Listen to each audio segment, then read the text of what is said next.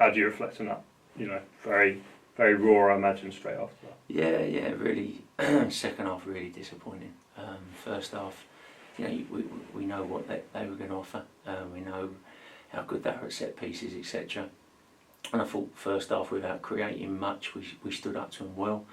We wanted to break on transition, hence why we played with width, because they're very good at sort of counter pressing you and keeping you in one area.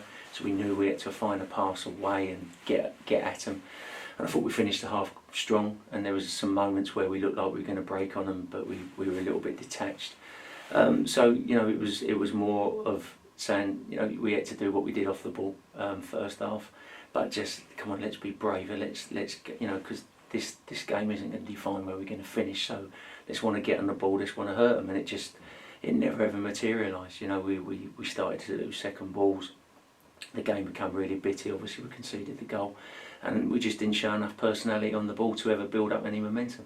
And then building up to their goal, obviously we had that warning sign where the cross got across, and Michael Smith obviously had the shot saved by his hands. Yeah. And then it's happened down the far side. Same thing. Player not closing down the cross quick enough. Yeah, I mean to look, it's hard to see on the far side, but you're right. They got in too early. We had to. This is nothing on Will, but we had an enforced change with Dan.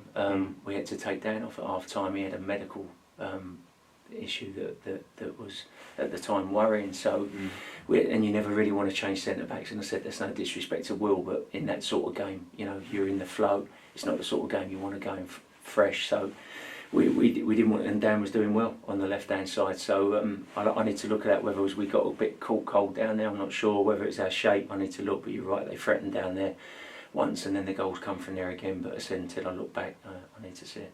It must be frustrating for you. Obviously, you've used this sort of system before this season, and it's worked really well. Like I look at Charlton away in the cup, for example, and then second half just wasn't anywhere near what you expect or the staff expect. No, and I said to the players, you can play whatever system, whatever formation, but to build momentum, you have to come away with the ball more. You have to want the ball, you have to be better on the ball when you've got it, and then we just turned it over. So we just never got any momentum, so it wouldn't matter what we play. You could play 4 or 5 up top. If you don't get hold of the ball and keep it and build up any momentum, formation systems go out the window. And as I said, first half, I thought on the whole, without us creating a lot, but they hadn't created a lot either, apart from set pieces. They didn't open us up.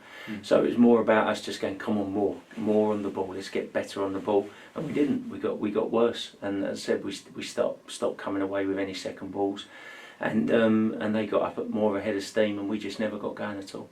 Do you think that was just frustration from us? I mean, I felt at times we were maybe rushing things when we should be taking so much more time. You're spot on, and you talk about endeavour and all those things, but you've also got to have personality. You've got to have the personality to calm things down, find that first pass, come out of tight areas and stretch them. And you have to stretch Robbo. If you don't stretch them, it plays into their hands, because I said they counter press so well and they're at you so quick.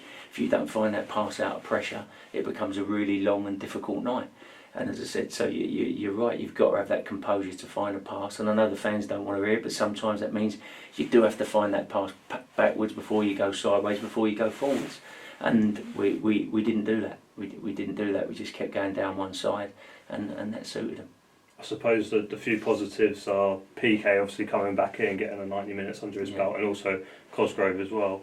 What was your thinking behind bringing PK back in for such a tough game on paper? Well, because we know how good, they're the best. I think they're the best in the country at set pieces, or certainly best in our league. And we're up there, and we just needed more physical height in there. We lost away. We actually played all right first half away there, but we got done at crosses and set pieces, and that's something we pride ourselves on. And we just knew that if we didn't match them physically, you could lose the game on that alone. Which we didn't. We stood up to that well, so that wasn't a wrong decision. It was just more in terms of we needed to be better on the ball. And then obviously Sunderland coming up this weekend. What did you say to the players at the end there? Obviously I know their heads were down, there's no doubt about that. Yeah. How do you sort of pick themselves up? Well, as I said, we need to get back in tomorrow and just you put this one to bed quickly, because it'll be a completely different challenge, completely different game. And the only thing that disappointed me tonight, as I said, tonight wasn't going to define where we finish. Obviously you want to stand up to teams physically like we did Wickham and Accrington, but I wanted us to show personality on the ball and everyone wanting the ball. And as I said, I didn't see that, so that's what we need.